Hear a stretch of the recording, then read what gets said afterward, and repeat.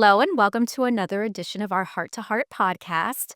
I'm so happy today because we have our very first guest in our brand new studio, and she just happens to be one of my oldest friends. I'm not even going to mention how far back we go because then that will just show our age. But I'd like for all of you to welcome Suzanne Perez Bernal to the studio. Hi, Susie. I'm still calling her Susie because that's how I met her.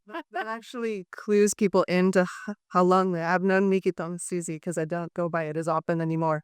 But thank you. I'm honored to be the first guest here. I'm so happy it's you. I'm so happy that my Heart to Heart podcast, first of all, which started as a passion project in my bedroom while I was recovering from surgery, is now bringing back all of my old friends and I get to see them in person and showcase them and show how awesome they are.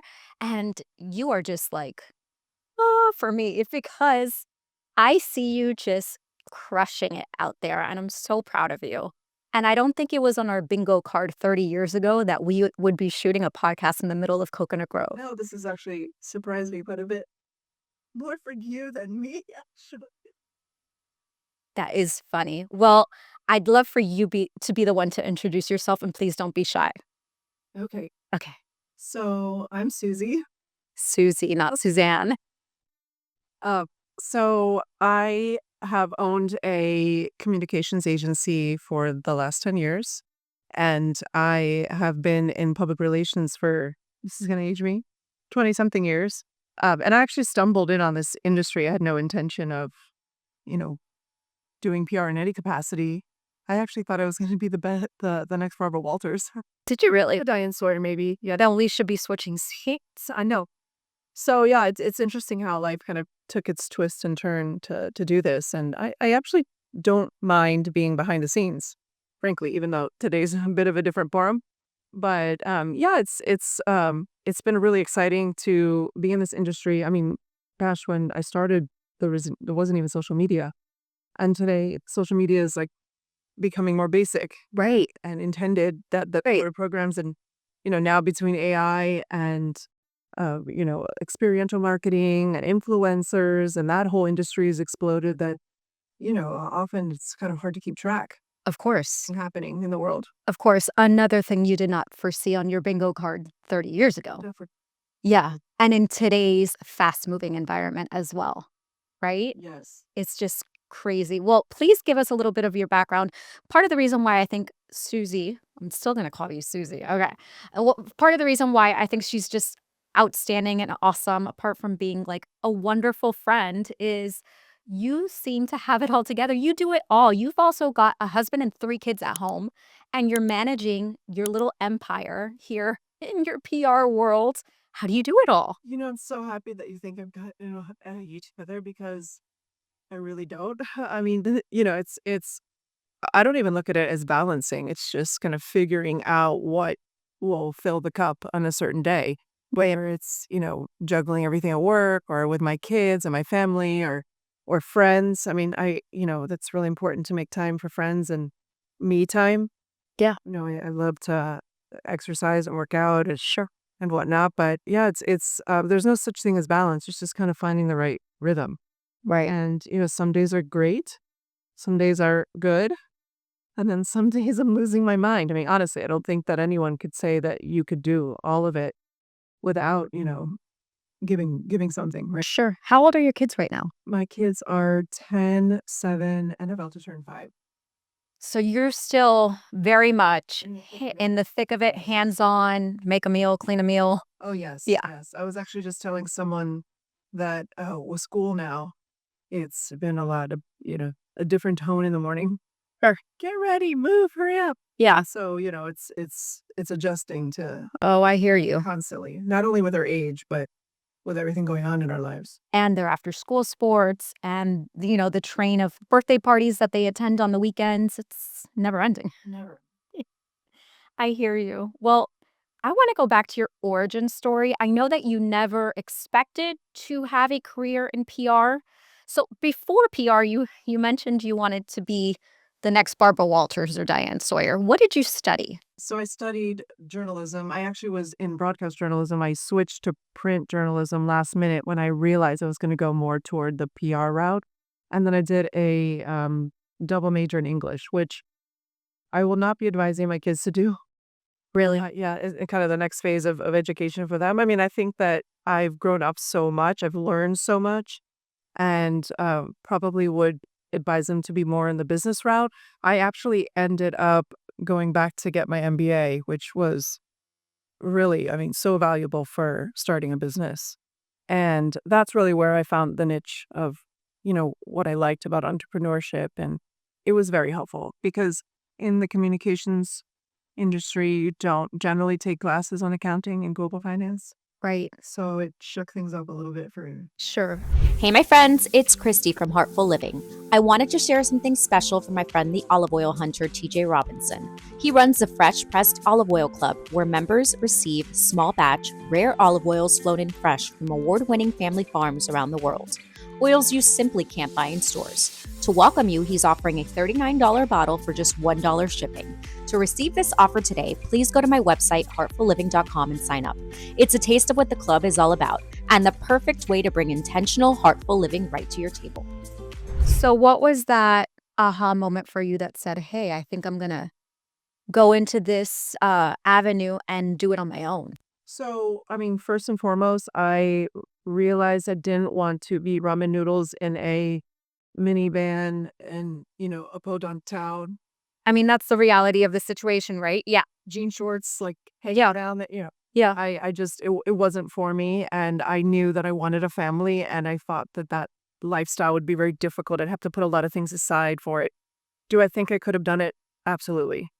But the sacrifice wasn't really where I was at that point. And so I found a happy medium where I could still write, I could still be creative, I could still kind of bring ideas to the table. And so PR worked well in that, and communications in general worked really well. And when did you open your own business? So I was in the industry for, I mean, 10 plus years, and I always had an entrepreneurial knack about me. I really felt that inner voice, that instinct, you know, speaking to me about wanting to do something of my own. Almost like I needed to prove to myself that I could do it. Right.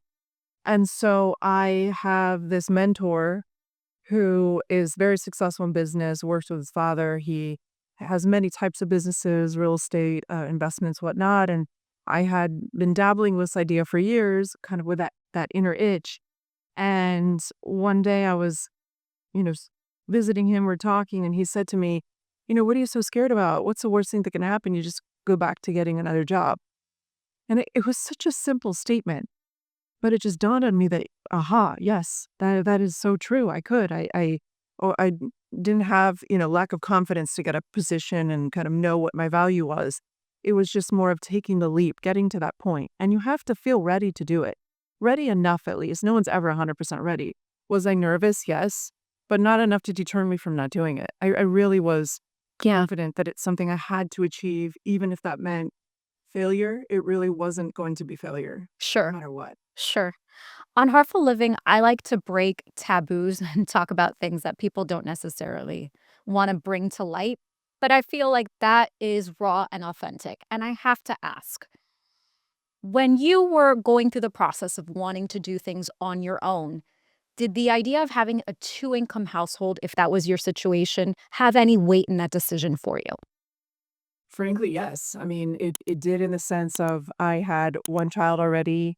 I had to consider all the dynamics of making a good and thoughtful decision. Would I have done it otherwise? Perhaps, yes. I mean, I believe that I would have done it no matter what. Timing really matters, though. I think not even in terms of just your level of experience and credibility within an industry, but also just timing of life, like really having to be ready. And, call me crazy, I had nearly a newborn. And I was nuts, and I Crazy time. planned on Yeah. that timing necessarily. It's just how it all unfolded. And I somehow managed to make it all work.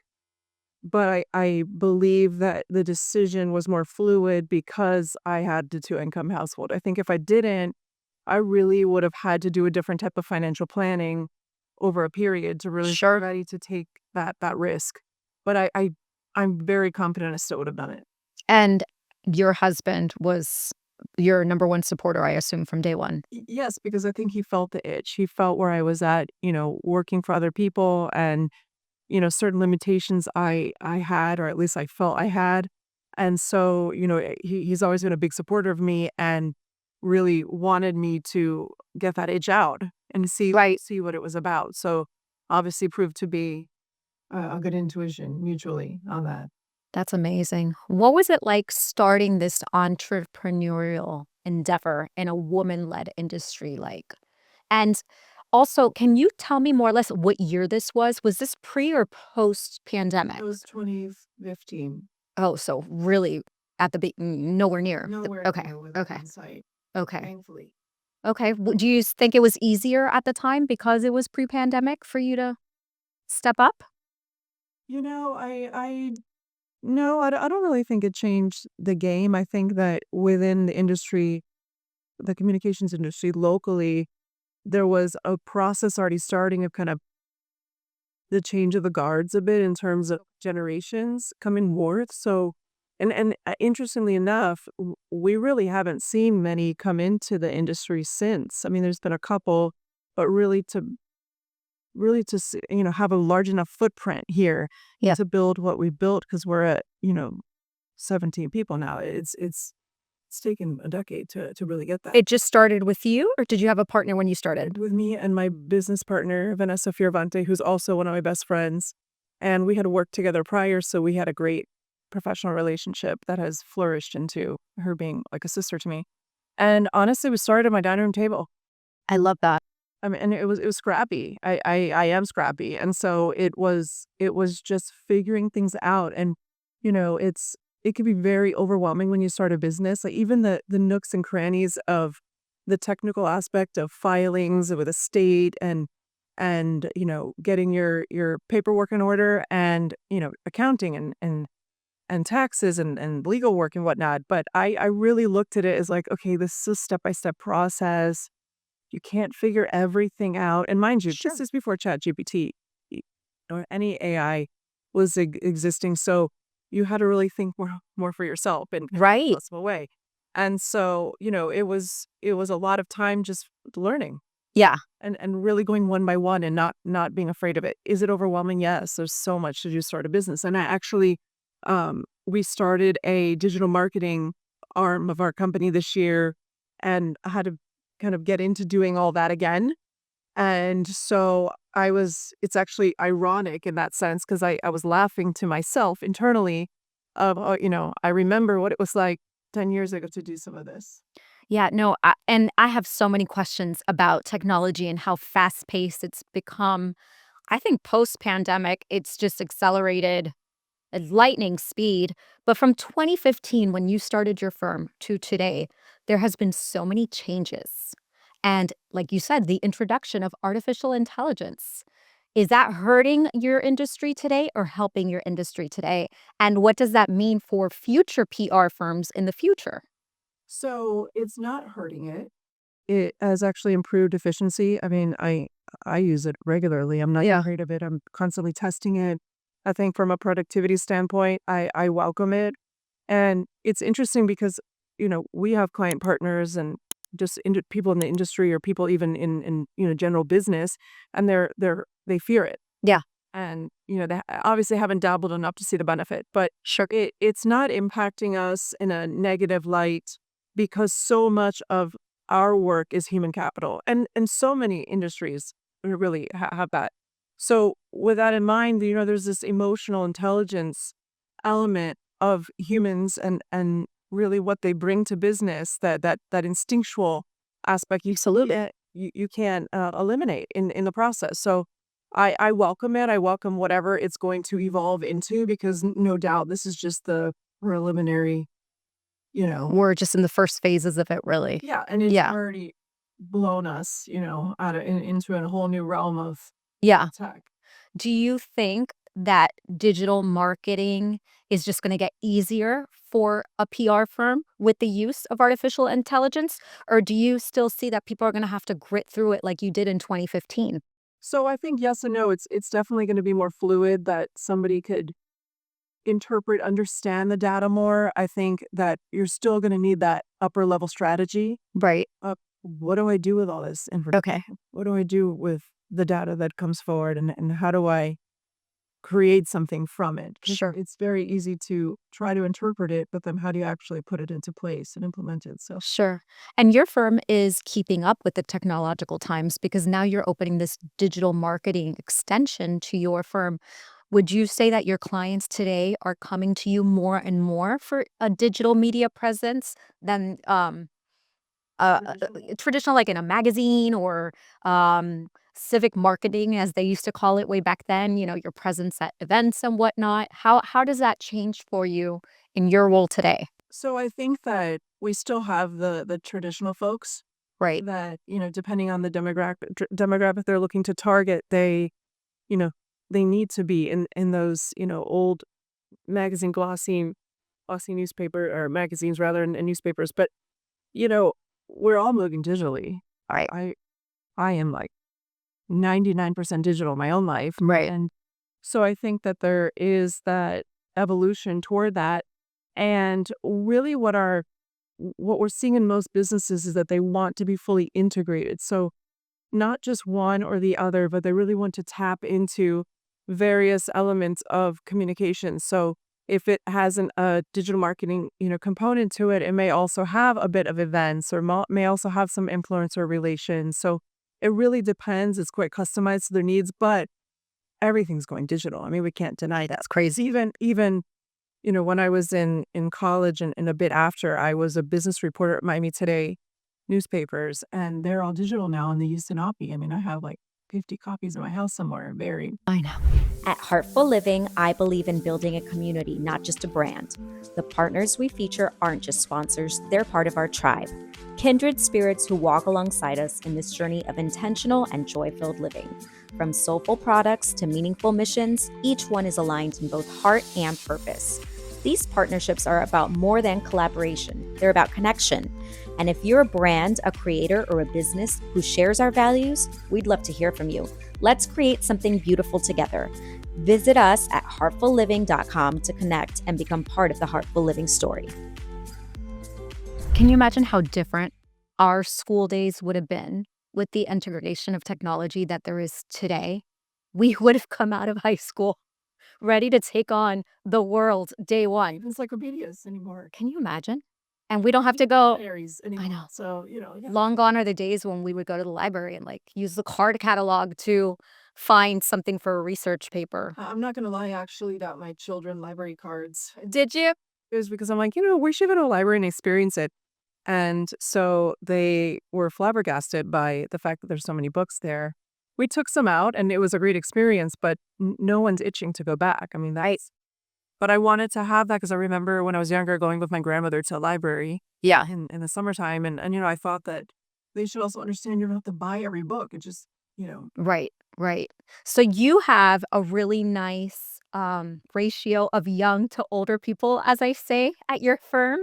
And you're really accepting of hiring younger folk to your PR firm. And I assume that you're just open to sharing your knowledge of the old and then they share their new, and it's a nice merger of the two. Can you talk more about that? Yeah, so I am fortunate to say right now I'm not the oldest at my agency, and I'm definitely not the youngest. I would say majority all younger. And it's really interesting that how I came about in the industry, and really I think that again that change of guard, right? Then Mariah Guard was really more focused on experience level of years and not looking at necessarily just cultures, backgrounds, that worldly look on each individual.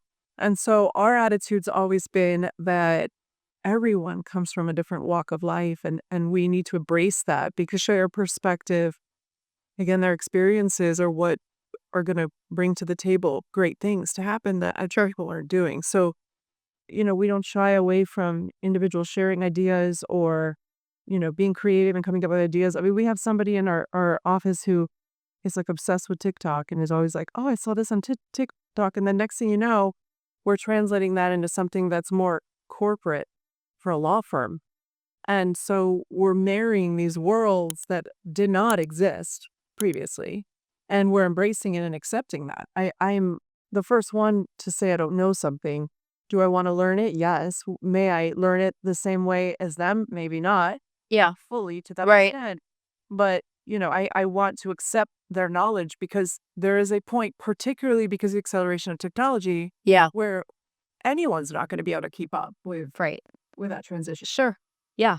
So you Ye have to have an open mind. Of course. And I think that that's why I think you're such a powerhouse in the industry, and you almost have a unique approach to PR. I used to shy away from Adriana's suggestion to do a Heartful Living TikTok because I kept thinking to myself, that's not where I want to be. But that's not true. You want to be able to engage with the younger crowd. And so Adriana taught me how to do TikTok. And now Heartful Living's on TikTok. Really? Yeah. That's exciting. I mean, we see the audiences are so different on every platform. You can't discount any of it. I think, yes, there are certain, platforms that are not going to be as beneficial to a business or an individual. It really depends. But there's no elimination of anything these days. Everything has to be considered. Absolutely. Everything is on the table. Everything's on the table. So I know you mentioned that PR is a woman-led industry, but did you face any challenges as a woman in an entrepreneurial perspective when you were starting your business? So I would say more stereotypically, it's a female-run business. I think, there's males in it, and we have some male team members. But yes, I think majority have been females. And, there's a certain stigma, I think, that the communications industry is led by women in many facets. If you look outside of film and, more of the technical aspects of it. And, I think that this is not even within our industry, but this is, wide that, women who are a bit tougher, who have thick skin, who stand up for themselves are, looked at very differently than a male in the Yeah. same light. And so, yes, I've been called entitled. I've been called a bitch. And it wasn't that. It was more, really me being steadfast in my beliefs and my willingness to want to do something. And you just have to roll with it, right? Right. And, I've seen a lot of clips on Instagram, let's say, where a woman, is interviewed and she says, well, a male would never be asked this question. So, to have that in the back of your mind, I've just really tried to not, feed into that mentality Right. because, I am who I am. Authenticity, right? We've talked about that. Yeah. And if someone doesn't like it, Too bad. yeah, too bad, too sad. We're so excited to be partnering with Harbin House. Right now, you can take 20% off your skincare favorites with the code HEARTFUL20. I also had the chance to join Courtney on the Beauty Formula podcast to talk about beauty, intention, and living fully. You can listen on all major streaming apps. Don't miss it, and don't forget your code HEARTFUL20 for 20% off at Harbin House. Do you think age has gotten you to that point as well? 150%. Yep.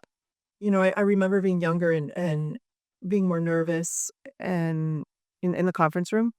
And I think that it changes with experience. It's that level of like osmosis, being around individuals and gaining your power Sure. and coming into your power. That's been a really big deal for me in the last years, more than not. And I've never felt better about myself and who I am. I really know who I am now. And, for everyone, that's a different time and phase of their life. For me, it was luckily now. But I think that, it's the more you're around, the wiser you get. And then you really kind of form who you are and that sticks. Yeah, And that absolutely. matters. Sure. And I'm sure that that's a huge lesson for not only the young ladies in your firm, but also for your daughter. Oh, for sure. Yeah. She's a tough cookie, my daughter already. I'm in big trouble. Is she? Yeah. I'll Well, probably look at this one day and be like, Mom. how do you create a heartful living environment at the firm? I think it's just really accepting people and being really understanding of their lives. Mhm. And while I don't believe in balance per se, Right. I'm not going to necessarily get to that 100%, wanting to create equilibrium Mhm. in life. And that means, yes, working really hard. Yes. No doubt everyone works their ass off Yeah. around me. I mean, that's in my house and Sure. my house and Yeah, yeah. fine. But with working hard comes playing hard. And I mean that not in the sense of harding. I mean that more with the idea of just putting energy, good energy behind everything you do. So, at our office, we have wellness days, Yeah. really wanting people to, detach from the office as much as possible. Sure. Still, being connected in this world, it's Yeah. really difficult. Being really respectful of time off and vacation and, really wanting sustainability. It's Right. really difficult for that, particularly in the younger generation. They didn't have the in-office 5 days a week experience, the Right. working. It's a whole different mentality now. And so you either conform or, at some point it breaks you. So Absolutely. there's embracing that.